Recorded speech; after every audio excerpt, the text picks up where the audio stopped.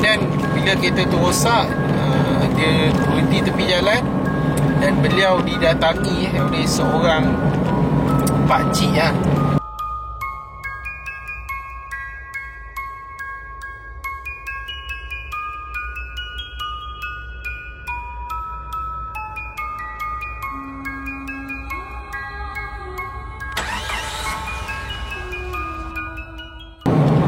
Okey baik, belah kiri ni kita orang akan ambil simpang belah kiri.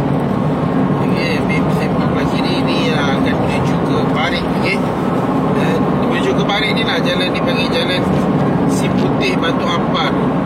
Di mana kalau AJ rasa itulah jalan yang memang orang mention, itulah jalan dia, Jalan Si Putih. Ada beberapa kisah lah kat jalan ni. Nanti masuk ke jalan ni, kalau tempat gelap AJ akan ceritakan. Okay, Turn left.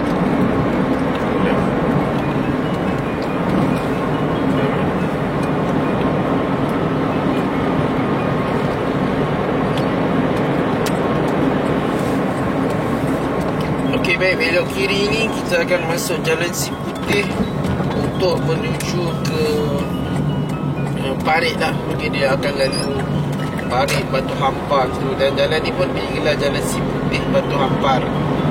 Okey, dekat sini di awal perjalanan ini masih ada beberapa kampung ni. Okey, sampai lepas daripada kampung Piandang.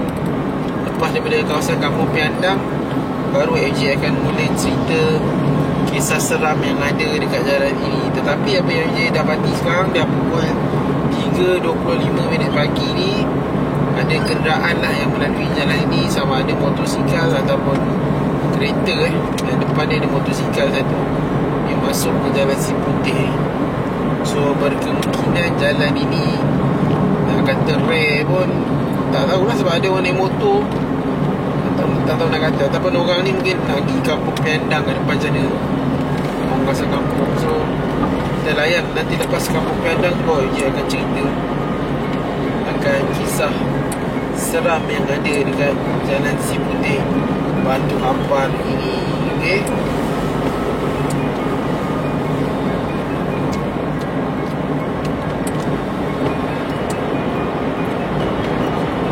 Okey, motor tu dia belok kiri lah. Maksudnya dia bukan dia nak lalu Jalan Si Putih Batu Hampar ni, dia mungkin rumah dia dekat kawasan kampung sekitar sini.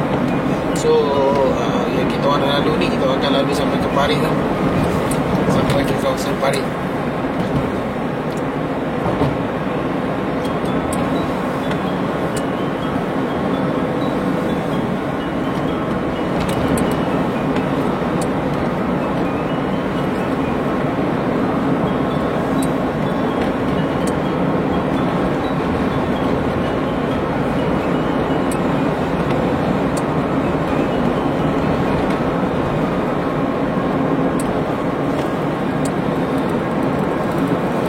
Nanti akan ada kawasan kampung Piandang.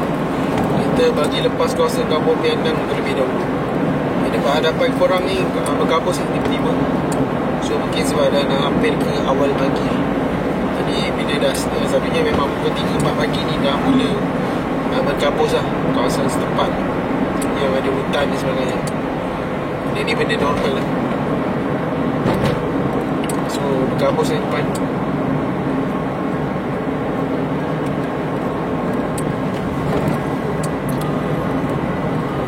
Ingat dia lagi akan ada simpang-simpang ni lepas ni. Dia tunggu dulu sampai betul-betul kawasan yang memang jauh daripada perempatan, baru kita akan mula cerita lah akan mungkin kisah yang ada dekat jalan ini. Tetapi jalan ni tak panjang, dia lebih kurang 12 kilo ataupun 10 km. Korang akan sampai ke Parit. Sama macam jalan Kampung Bali yang kami lalu, yang cross tu dia tak panjang, dia macam lebih kurang 10 km juga, sama lebih kurang. Okay, ini Kampung Piandang. So mungkin kat sini kiri kanan ni akan nampak ada beberapa perumahan kampung lah dekat jalan ini. Jalan berkabut sikit lah sebab dah hampir ke awal pagi.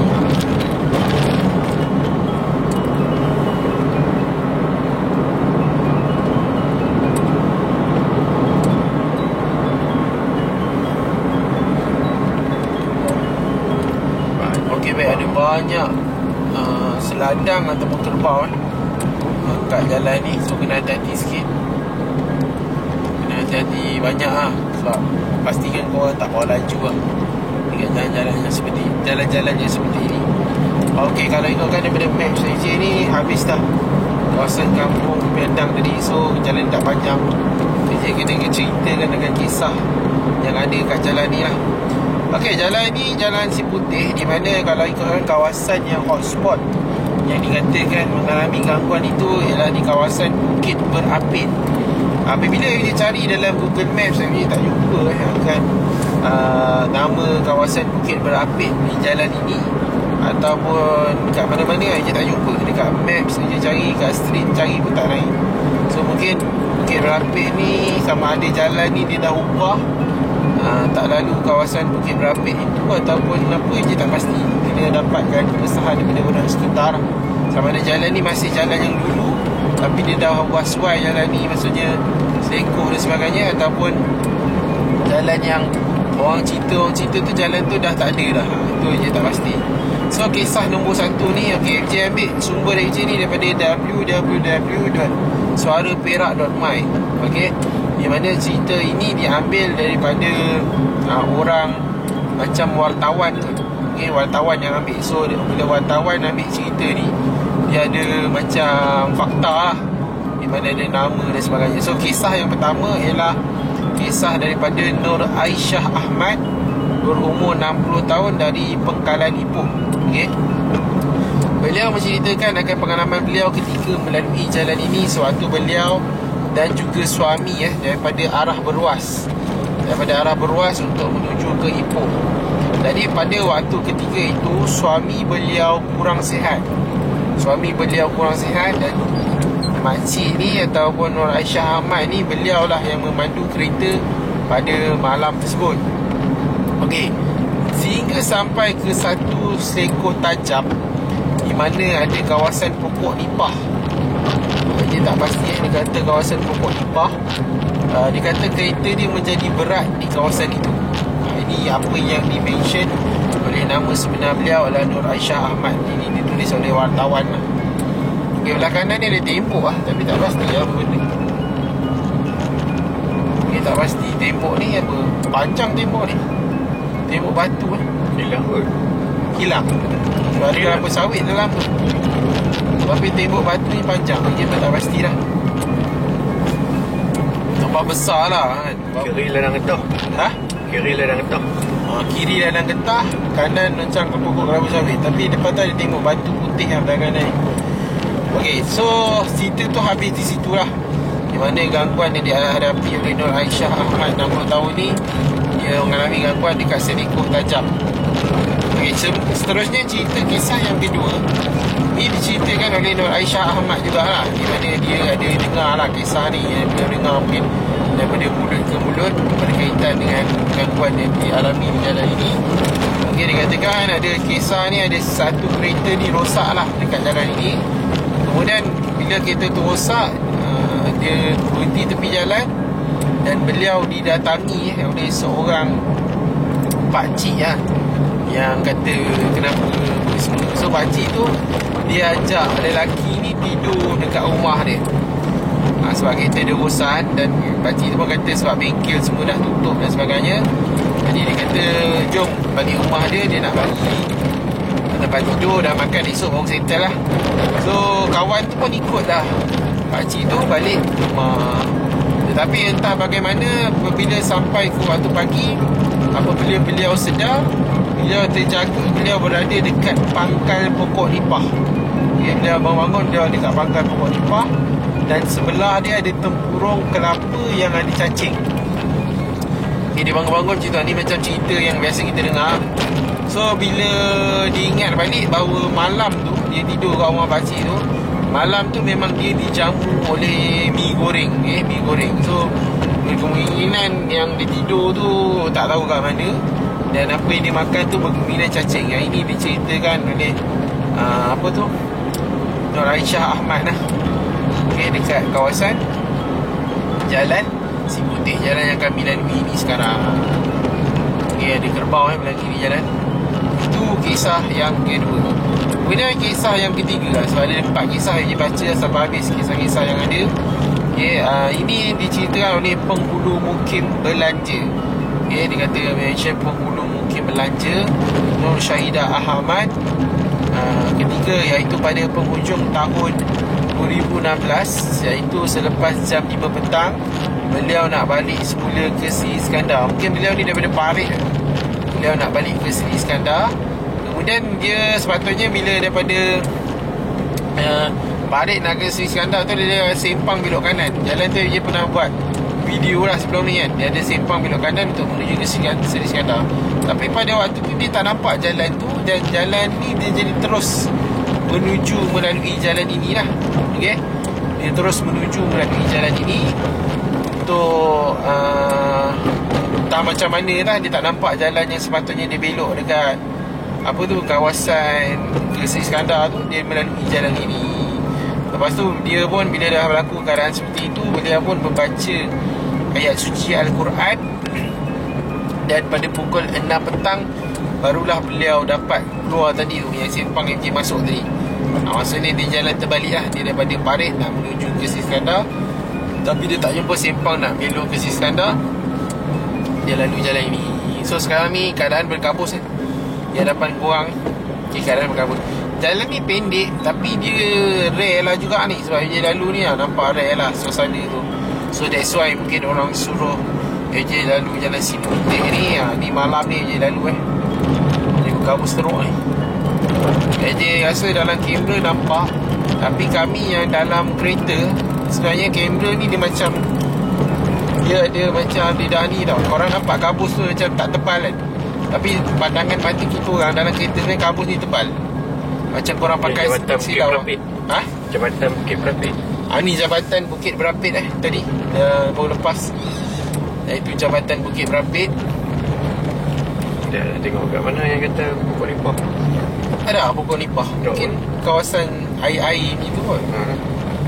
Ataupun tak tahu tu. Dia kata kalau ikutkan Selekoh Tajam. Kalau tengok daripada map yang dia asal-asal ni, tak ada lah Selekoh Tajam. Okey, so dia habiskan kisah yang keempat ni. Cuba kita layan seterusnya jalan ni, fokus lah kat jalan ni. Kisah keempat ni iaitu penduduk asal Azan Gani, umur 30 tahun, berasal pada Bemban Batu Gajah. Beliau menyatakan bahawa banyak penghalangan maut dekat Selekoh Bukit Berapit. Okay, banyak penghalangan maut dekat Selekoh Bukit Berapit. Selekoh maut itu sudah ditutup dan ada jalan baru yang lebih selamat. Ini dimention oleh daripada sumber www.suaraperak.my lah. So that's why je nak tanya kat korang, jalan yang kita lalu malam ni, adakah jalan ini telah pun diubah dia punya jalan dia berbanding dengan jalan-jalan yang orang ceritakan tu?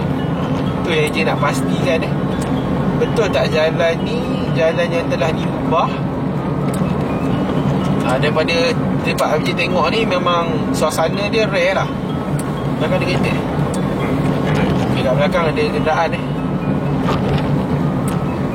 dia bawa laju. Lekor tajam ni kot. Lekor tajam ni kot. Kita nak bawa slow, takut ganggu dia nak bawa laju. Okay, so belakang ada kenderaan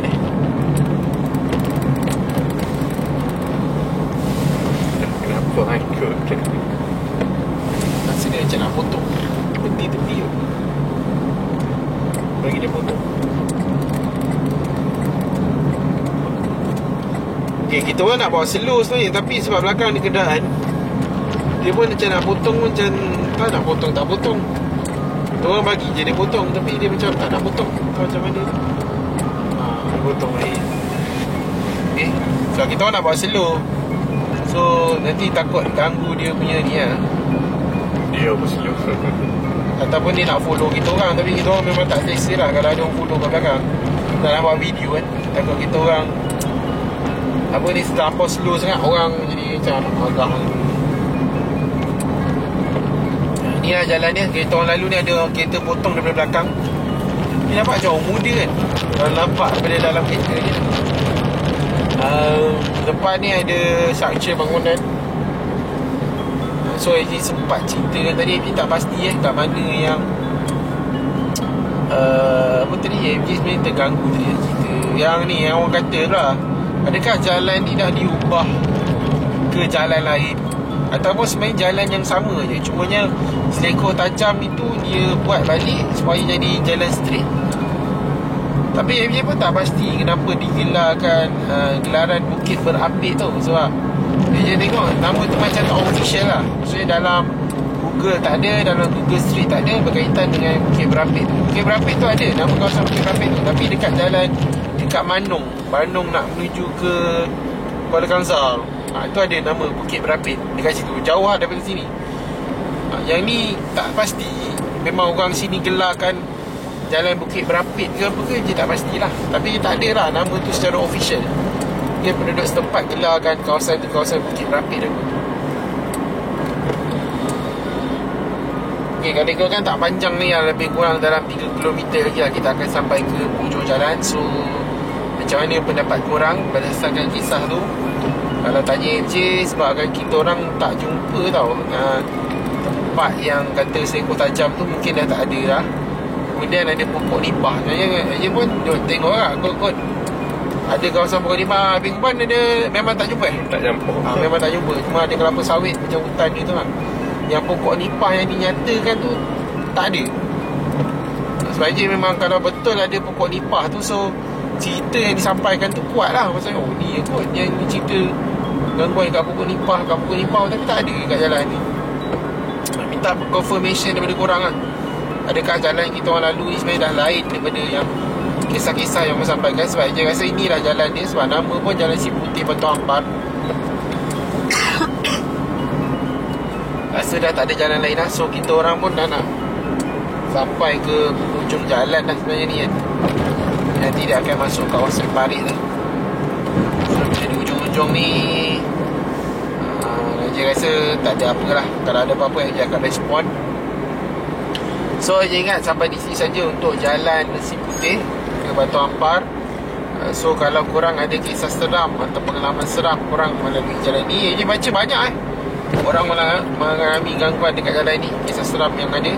So kalau ada dekat korang pernah mengalami gangguan seram dekat jalan ini, korang boleh share dekat ruangan komen supaya orang lain boleh jadikan pengalaman dan iktibar lah untuk lebih berhati-hati ketika melalui jalan ini, terutama sekali pada waktu tengah malam. Okay, so sampai di sini saja untuk video ini. Jangan lupa like, share dan subscribe, dan nantikan video jalan seram yang seterusnya. Okay, Assalamualaikum, selamat malam dan jumpa lagi.